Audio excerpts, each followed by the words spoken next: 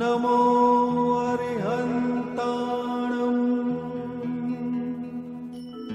नमो सिद्धाणं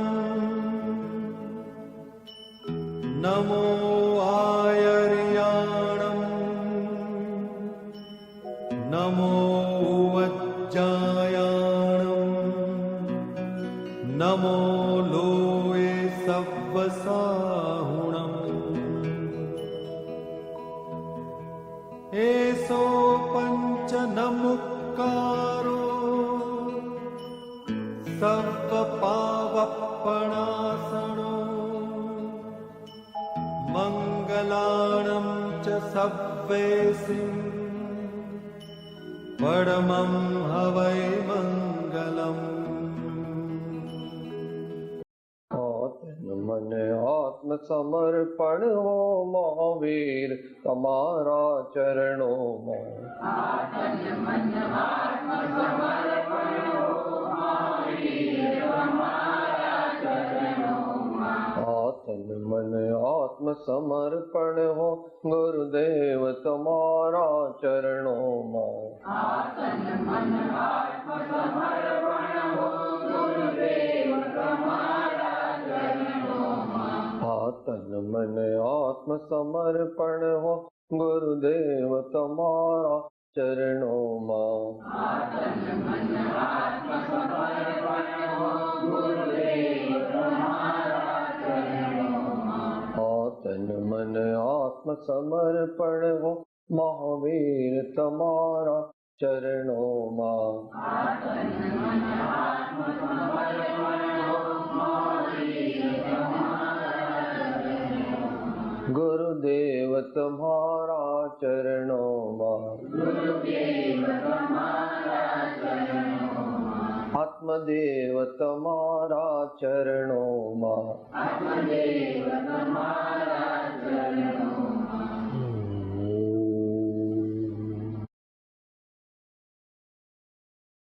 પરમ પુરુષ પ્રભુ સદગુરુ પરમ જ્ઞાન સુખદાન જેને આપ્યો જ્ઞાન નિજે તેને સદા પ્રણામ।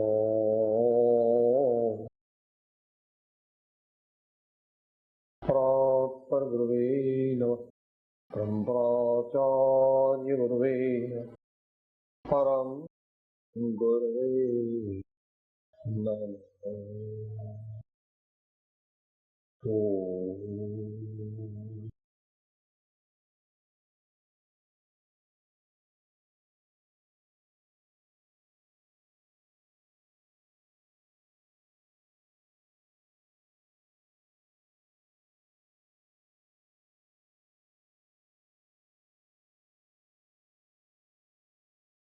પદ જે સાંભળ્યું એ વિશે કઈ વિચારણા કોઈ મુદ્દો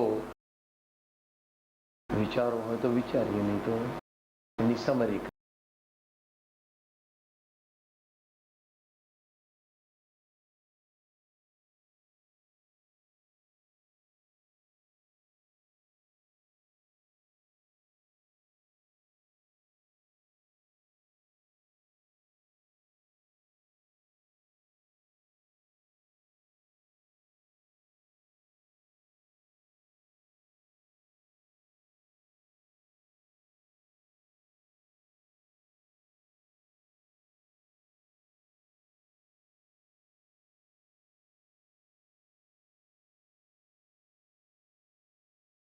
ત્યાં બદલાવ જો શબ્દ જે છે એ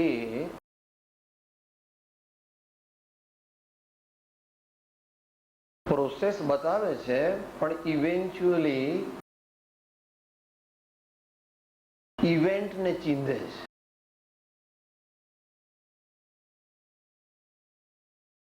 છે। જગતના જીવો જે રીતે જીવે છે એ નિરંતર બંધની પ્રણાલીમાં જીવે છે। પોતાનું નુકસાન પોતે ક્ષણે ક્ષણે કરી રહ્યો છે એનું પોતાને ભાન નથી। એટલું જ નહીં પણ ઉપરથી કે છે કે જોયો મારા જેવો દુનિયામાં છે કોઈ બીજો, એમ કે છે. એમ કૃપાળુદેવ કે છે. સુખ પ્રાપ્ત કરતા સુખ ટળે, લેશ એ લક્ષ્ય લહો, ક્ષણ ક્ષણ ભયંકર ભાવ મરણે, કા અહો રાચી રહો.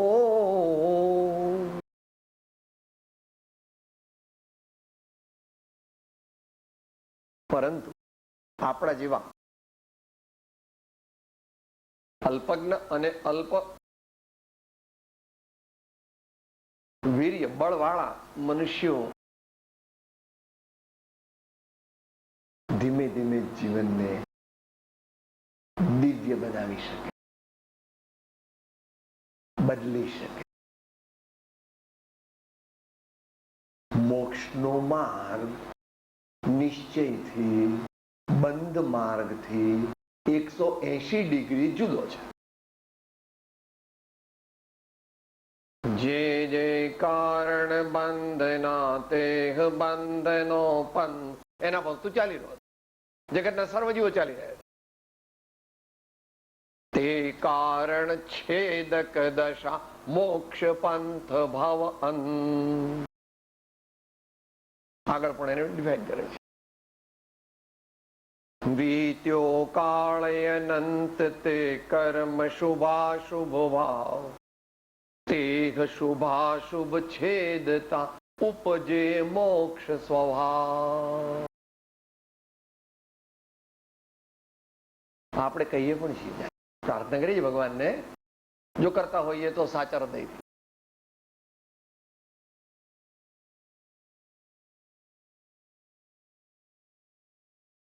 હું અંતરમાં થઈ રાજી, ખેલ્યો છું અવળી બાજી.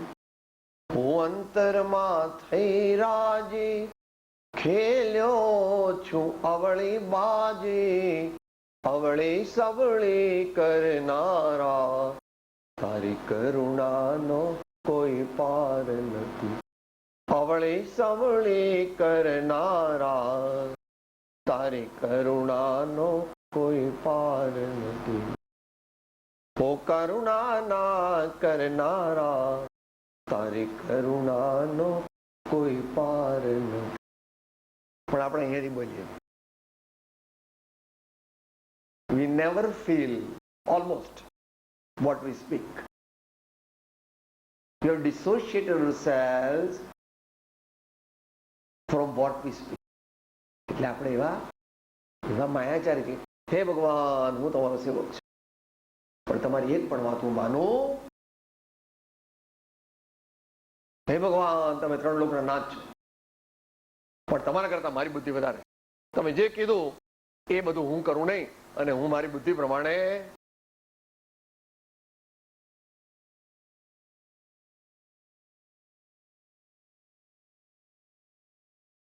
સંતો તો એમની રીતે બધું બહુ કહે છે, સમય નથી આપણી પાસે. સંતો સાદી ભાષામાં બોલે. જયારે ગર્ભાવસ્થામાં હતો રૂપકના રૂપમાં છે, ત્યારે ઊંધે માથે લટક્યો તો 9 મહિના, ત્યારે દરરોજ કહેતો હતો, હે ભગવાન, મને જો અહીંથી કાઢો તો પ્રભુ હું તમારું નામ લઈશ. હે પ્રભુ, મને અહીંયાથી કાઢો તો હું તમારું નામ લઈશ. અને જેવો બહાર આવ્યો, ભગવાનનું બોલી. એની વાત આખી રૂપક રૂપે મહાત્મા કબીરદાસે બહુ સરસ રજૂ કરી છે. गर्भपनो में हाथ जुड़ाया, गर्भपनो में हाथ जुड़ाया, निकल हुआ बेईमान, अब तुम कब सुमरोगे राम जीवड़ा, कब सुमरोगे राम जीवड़ा, 2 दिन का मेहमान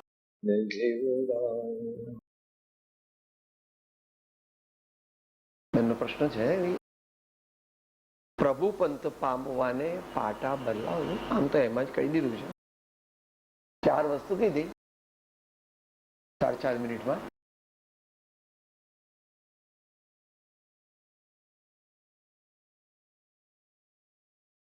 છેલ્લા બોલ્યા.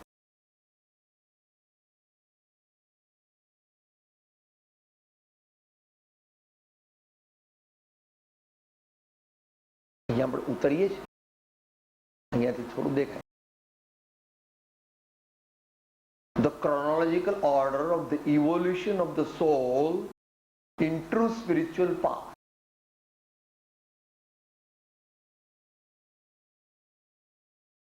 તમારી દુનિયામાં પણ દરેક કાર્ય કરવાનો અમુક ક્રમ અથવા પદ્ધતિ અથવા સ્ટેપ વાઇઝ પ્રોસેસ હોય છે. ભગવાન સુપર સાયન્ટિસ્ટ છે. તેઓ કહે છે, હે ભવ્ય, જો તારે અનંત આનંદની પ્રાપ્તિ કરવી હોય તો તારે પણ step 1, step 2, step 3, step 4, step 5, step 6 એ રીતે જવું પડશે.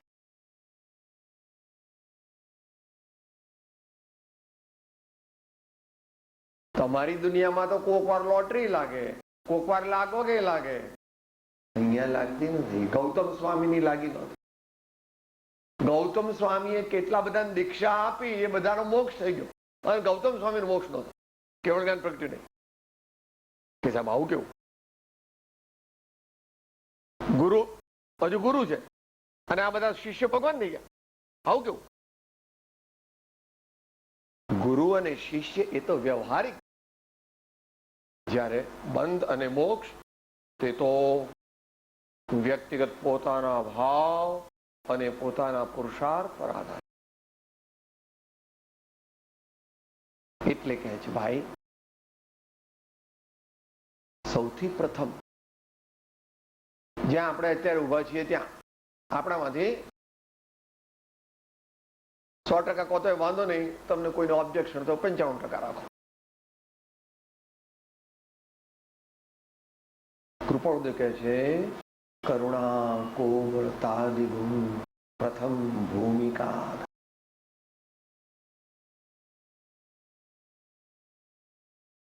57 ને 85 મૈત્રી આદિ, 57 ને 86 પત્રાંગની અંદર કહે છે, સર્વપ્રથમ આત્મતત્વનો બોધ ન હોય, સર્વપ્રથમ આત્માનો બોધ કરે તો નિષ્ફળ જાય છે. મહાવીર ભગવાન તો ઘણું જ વૈજ્ઞાનિક રીતે કહે છે, પણ દરેક આર્ય પરંપરાઓમાં પણ ષટ સંપત્તિની પ્રાપ્તિ જે શિષ્યને નથી તેને બ્રહ્મ વિદ્યાનો બોધ આપવો નહીં. વિસ્પષ્ટ આજ્ઞા ઉપનિષદ, વિવેક ચૂડામણી આદિમાં છે. આમ તો કૃપાળુદેવે શરૂઆતમાં જ કહી દીધું મોક્ષમાળામાં, પાત્ર વિના વસ્તુ ન રહે, પાત્રે આત્મિક જ્ઞાન. પાત્ર થવા સેવો સદા બ્રહ્મચર્ય મતિમાન. આ બ્રહ્મચર્યનો વિષય હતો. ક્ષમા, વિનય, સરળતા, સંતોષ, બીજા જે પણ કોઈ ગુણો તે સમયે હોય. તો અહીંયા પહેલા કે છે, કામ કરી સેવાના જીવન. સેવા એટલે શું?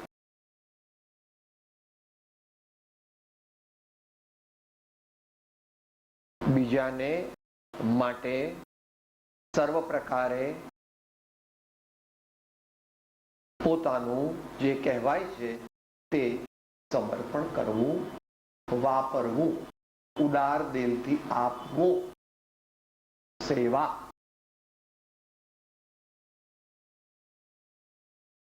સંતનું તો એ ઇનેવિટેબલ લક્ષણ છે, પણ એ તો એનાથી ઘણા આગળ નીકળી ગયા છે.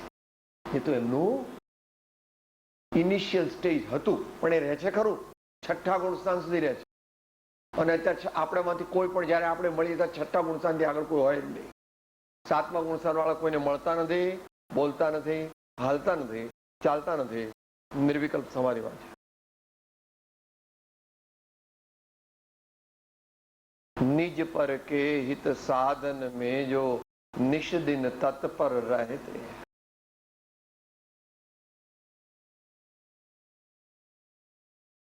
તો આધ્યાત્મિક દ્રષ્ટિથી કીધું. સંતો તો કે છે, સરોવર સરોવર સંત જન 14 વર્ષે में परमार्थ के कारण चारों धरिया दे। वैष्णव जंतुનું પહેલું લક્ષણ છે કરે દુખે ઉપકાર કરે તોય મન અભિમાન આણે રે વૈષ્ણવ જન તો તેને કહીએ।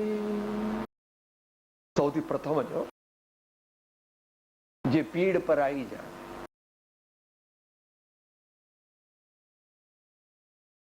આ ભૌતિકવાદના જમાનાના વિચારોમાં તણાઈ જઈને આપણે આપણી સંવેદનશીલતા ગુમાવી દીધી।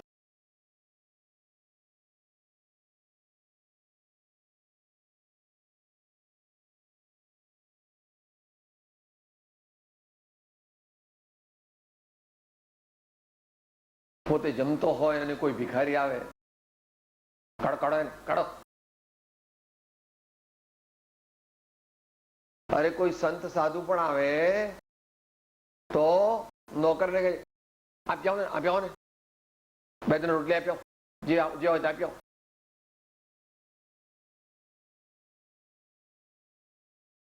મા બાપ 55-60 થાય એટલે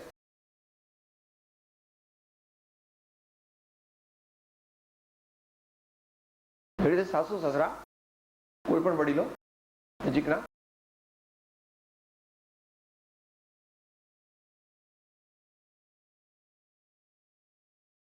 સૌના સુખમાં મારું સુખ। સામાન્ય સુખની પ્રાપ્તિની જે વિધિ તેનો પ્રારંભ એ રીતે ચાલુ થાય। I wish well for everyone in the world. એના માટે વિશ શું કરો છો? બધું મોટું બોલ, શાંતિ પા, એ બહુ એના શોખીન છે। મોટા દેવો અને મોટા મુનિજનો આચાર્યોથી માંડીને તે એકેન્દ્રીના અંગ સુધી કે પાનને પણ રોગ ન થાવ, ફૂલને પણ રોગ ન થાવ,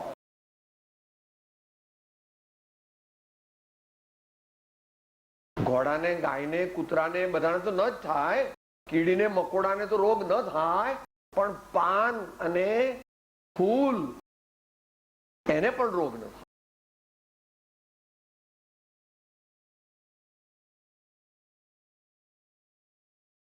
સંવેદનશીલતાનો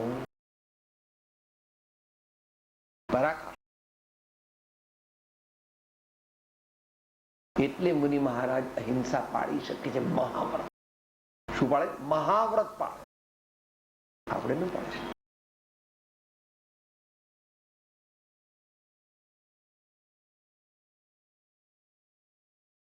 સેવાની વાત ચાલે છે। માં મહાન છે કારણ કે સેવા કરે, સાચો શિક્ષક મહાન છે કારણ કે સેવા કરે। સેવા કરે છે એટલે સારો ડાક્ટર અને સારો શિક્ષક સેવા કરે છે। દર્દી સાજો થાય એ પ્રથમ પ્રયોજન, વિદ્યાર્થી ઘડતર અને ભણતર પામે એ પ્રથમ પ્રયોજન।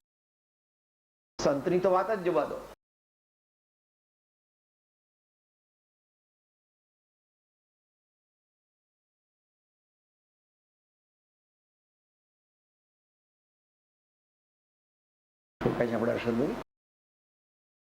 संत बड़े परमार्थी शीतलवा को अंग तपत बुझावे और के और दे दे अपनो रंग। ये तपत बुझावे और के और दे दे अपनो रंग। સંત બળે પરમા, એમની તો વાત જ જવા દો, એમનું વર્ણન કરવાની આપણામાં શક્તિ નથી। 6 પત્રના અંતમાં 6 પેરેગ્રાફ લખીને પણ કે છે તેમના ગુણોની વ્યાખ્યા કરવાને અશક્ય કે સાહેબ તમે તો આટલા બધા હોશિયાર છો, આવા તમે તો શતાવધાની છો, આટલા પ્રજ્ઞાવાન છો, તમે તો કરી દો. તેઓના ગુણો અમે વર્ણવી શકતા. સેવા પહેલું પગથિયું. એની સાથે આપણે મૂક્યું કે સત્સંગ, સ્વાધ્યાય અને ભક્તિ. સ્વાધ્યાયથી જીવનને સુંદર બનાવજો, જ્ઞાનથી જીવનને સુંદર બનાવજો, ભક્તિથી જીવનને સુંદર બનાવજો. અને જ્ઞાન અને સ્વાધ્યાયની પ્રાપ્તિ સત્સંગમાં, જ્ઞાનની પ્રાપ્તિ પુસ્તકમાંથી થતી હોય એવી ભ્રમણા થાય. કેટલા ભાઈ?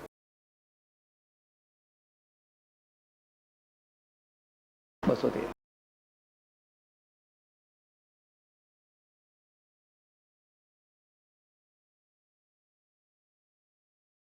ઘણે કાળે તે પણ કોઈ પણ પ્રાણીને અલ્પ પણ શાતા છે તે પણ સત્પુરુષનો જ અનુગ્રહ છે. કોઈ પણ પ્રકારના પુણ્ય વિના શાતાની પ્રાપ્તિ થતી નથી અને એ પુણ્ય પણ સત્પુરુષના ઉપદેશ વિના કોઈએ જાણ્યું નથી. અર્ધવિરામ. ઘણે કાળે ઉપદેશેલું તે પુણ્ય રૂઢિને આધીન થઈ પ્રવર્તે છે, તેથી જાણે તે ગ્રંથાદિકથી પ્રાપ્ત થયેલું લાગે છે, પણ એનું મૂળ એક સત્પુરુષ જ છે. માટે અમે એમ જ જાણીએ છીએ કે એક અંશ શાતાથી કરીને પૂર્ણ કામતા સુધીની સર્વ સમાધિ તેનું સત્પુરુષ જ કારણ છે. આટલી બધી સમર્થતા છતાં જેને કઈ પણ સ્પૃહા નથી, ઉન્મત્તા નથી, ઉતાવળ નથી, ગર્વ નથી અને ગારવ નથી, એવા આશ્ચર્યની પ્રતિમારૂપ સત્પુરુષને અમે ફરી ફરી નામ રૂપે સ્મરીએ. 213 213. મહાન પુરુષોની મુદ્રા, મહાન પુરુષોની મૂર્તિ, મહાન પુરુષોના વચનામૃત એ વાંચીને, સાંભળીને પણ આપણા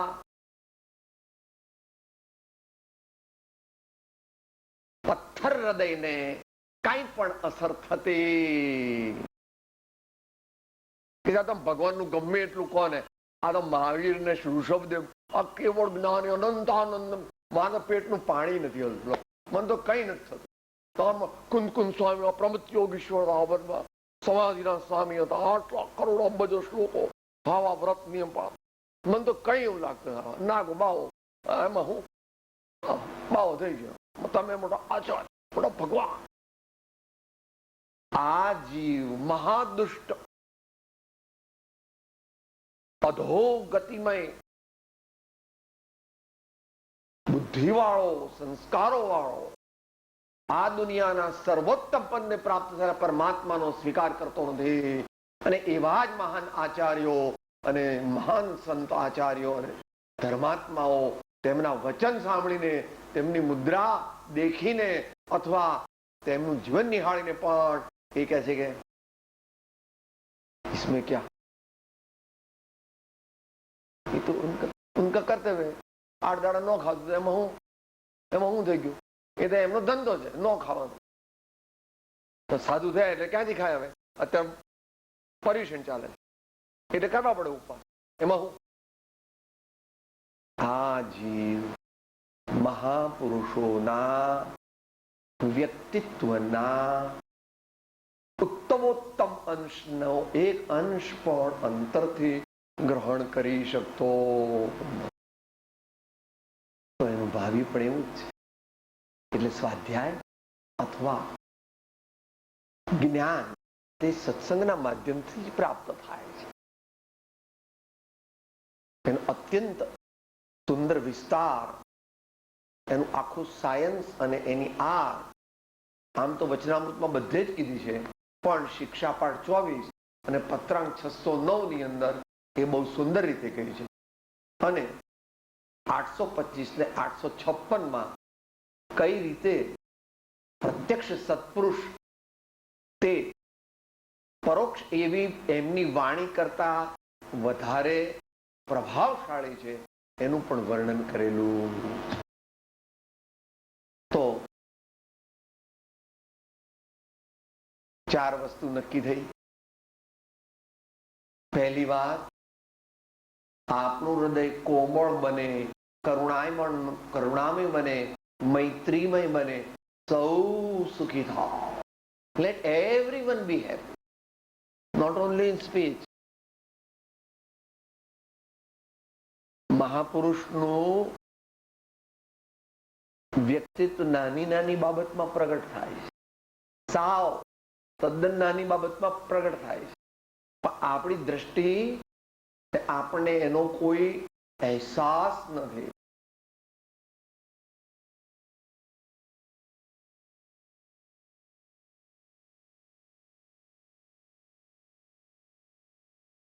એમની સાથે જમવા બેસો,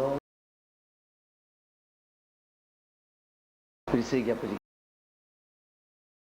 પ્રારંભ કરીએ. આપ પ્રારંભ કરીએ. તમારે ઘેર આવે ને બારણું આવે તો પધારીએ, આપ પધારીએ, આપ પધારીએ.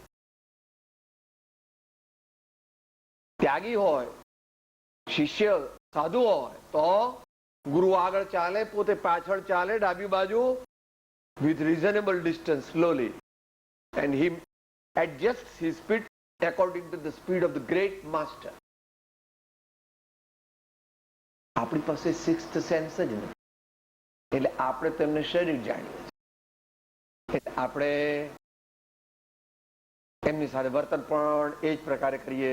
આ ભાષા એમને આવડે છે, આ શાસ્ત્ર એમને વાંચ્યું છે, એમ મારે જેટલા ઉપવાસ કરે છે, એમ મારે જેટલા નિયમ છે, એમ એનું ચાલ્યા કરે.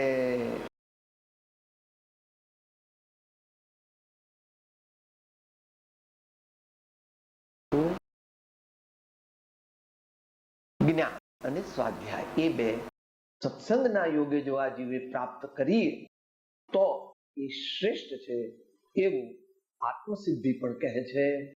અને 856 પણ એ જ વાત લીધી છે.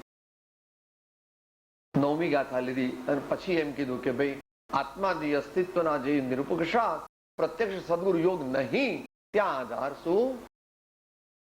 પ્રત્યક્ષ સદગુરુ સમ નહીં, પરોક્ષ જીનોપકાર ઇત્યાદિ પ્રકારે. ત્યાં 856 કીધું કે ભાઈ જ્યારે તે સત્સંગ ન હોય ત્યારે શું કરવું? તો કે ભગવાનની વાણી સતશ્રુત, તેનું ચિંતન આદિ, મનન આદિ, વાંચન આદિ કરવા. આ બધું જો આપણે ખરેખર સમજીને કરીએ, જો આપણે સમજીને સેવા કરીએ, જો આપણે સમજીને સત્સંગ કરીએ, જો આપણે સમજીને સ્વાધ્યાય કરીએ, જો આપણે સમજીને જ્ઞાનાર્જન કરીએ, તો આપણા જીવનના પાટા બદલી જાય. અને જો પાટા ન બદલાય તો સમજવું કે હું ખોટે રસ્તે, હું ખોટે રસ્તે. Twice H2O plus O2 is always equal to twice H2. એમાં કઈ ફેર ન પડે.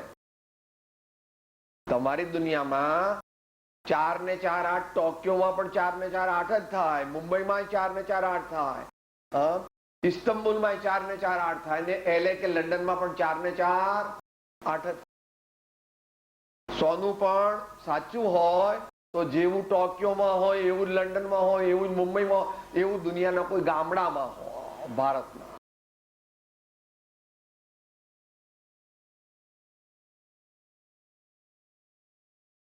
ઘણા કાળ સુધી સત્સંગાદિનું સેવન કર્યા છતાં પણ જો આપણા જીવનના પાટા ન બદલાય તો શું છે? એનો જવાબ અંત મંગળ રૂપે વચનામૃતના જ શબ્દોમાં સાંભળ્યું. પછી દેહ છતાં